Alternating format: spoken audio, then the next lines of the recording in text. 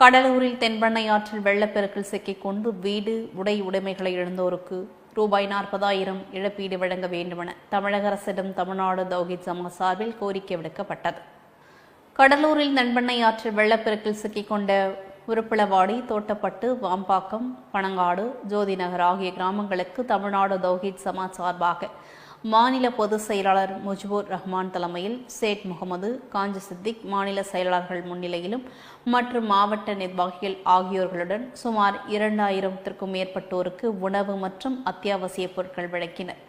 மேலும் பாதிக்கப்பட்ட குடும்பங்களுக்கு தலா 40,000 ரூபாய் இழப்பீடு வழங்க வேண்டும் என தமிழ்நாடு தௌஹீத் ஜமாத் சார்பாக மாநில பொதுச் செயலாளர் முஜிபுர் ரஹ்மான் தலைமையக அரசுக்கு கோரிக்கை வைத்துள்ளார். தமிழ்நாடு தௌஹீத் ஜமாத் இந்த மார்க்கம் சார்ந்த சமுதாய பேரியக்கம் மக்களுக்கு ஒரு பாதிப்பு என்று சொன்னால் உடனடியாக களத்தில் இறங்கி மக்களுக்கு தேவையான அனைத்து அடிப்படை தேவைகளையும் செய்து தரக்கூடிய ஒரு அமைப்பாக இருக்கிறது.